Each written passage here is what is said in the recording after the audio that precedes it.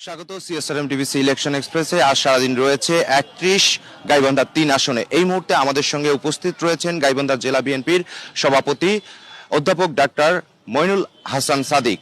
তিনি এই আসন থেকে মনোনয়ন প্রত্যাশী। তার কাছে আমরা জানতে চাইব তিনি কেন এই আসন থেকে নির্বাচন করতে যাচ্ছেন। আপনি তো আসন্ন জাতীয় সংসদ নির্বাচনে এমপি পদপ্রার্থী, এই আসন থেকে প্রত্যাশা করছেন মনোনয়নের, কেন চাচ্ছেন আপনি এই আসন থেকে মনোনয়ন? সর্বপ্রথমে আমি ডিবিসি চ্যানেলকে এবং তার মাধ্যমে অগণিত দর্শক শ্রোতাদের ধন্যবাদ জানাচ্ছি এই অনুষ্ঠানটি দেখবার জন্যে। আমি প্রধানত আমাদের জনগণের আস্থা এবং ভালোবাসার নেতা জনাব তারেক রহমানের ৩১ দফা বাস্তবায়নের মাধ্যমে তিনি যে অঙ্গীকার উচ্চারণ করেছেন, নতুন বাংলাদেশ গড়ার প্রত্যয় ব্যক্ত করেছেন, তারই একজন কর্মী হিসেবে এই নির্বাচনে আমি অংশগ্রহণ করতে চাই। আপনারা জানেন যে আমাদের এই সাদুল্লাপুর এবং পলাশবাড়ি অঞ্চল একটি অবহেলিত অনুন্নত একটি এলাকা এবং সর্বক্ষেত্রে পিছিয়ে পড়া আমাদের অঞ্চলের মানুষ। প্রধানত ৩টি লক্ষ্যকে সামনে রেখে আমি নির্বাচনে অংশগ্রহণ করতে চাই। প্রথম লক্ষ্য হচ্ছে আমার এলাকার উন্নয়ন সাধন করব। এলাকার উন্নয়ন মানে হচ্ছে এলাকার রাস্তাঘাট, স্কুল কলেজ, মসজিদ, মাদ্রাসা, মন্দির, শ্মশান, হাট বাজারের স্থাপন এবং এর মধ্য দিয়ে কৃষি শিল্পের স্থাপন, এর মধ্য দিয়ে আমি এই এলাকার উন্নয়ন করতে চাই। আমি আমার এলাকার মানুষের অর্থনৈতিক অবস্থার পরিবর্তন করতে চাই। এর মধ্যে কর্মসংস্থান একটি প্রধান বিষয়। যুবকদের কর্মসংস্থান করতে চাই, যুবকদের উদ্যোক্তা করে তুলতে চাই। শিক্ষিত যুবকদের আইসিটি প্রশিক্ষণের মধ্য দিয়ে আমরা আউটসোর্সিং এর সঙ্গে যুক্ত করতে চাই। আমরা কৃষকদের জন্য আমাদের সুনির্দিষ্ট ৩১ দফার মধ্যে যে কর্মসূচিগুলি আছে সেগুলো বাস্তবায়ন করার মধ্য দিয়ে কৃষকদের আমরা অর্থনৈতিক অবস্থার পরিবর্তন করতে চাই। মহিলাদের ক্ষেত্রে আমাদের সুনির্দিষ্ট পরিকল্পনা আছে যে প্রত্যেক মহিলাকে আমরা স্বাবলম্বী করে গড়ে তোলার জন্য ঘরে ঘরে কুটির শিল্প আমরা স্থাপন করব।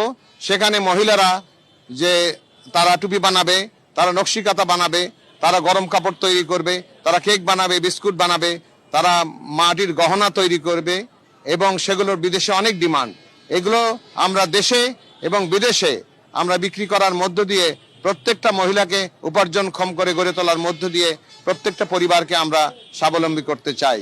যুবকদের ক্ষেত্রে আরো যদি সুনির্দিষ্টভাবে বলি, যুবকদের মধ্যে আমরা উদ্যোক্তা করে গড়ে তোলা মানে তাদেরকে আমরা হাঁস মুরগির খামার, মৎস্য চাষ, তারপরে পশুপালন, গবাদি পশুপালন, এগুলোর জন্য সহজ শর্তে ঋণ দেওয়ার মধ্য দিয়ে তাদেরকে উদ্যোক্তা করা এবং তাদের মাধ্যমে অন্যান্য যুবকদের কর্মসংস্থানের বিষয়টি নিশ্চিত করতে চাই।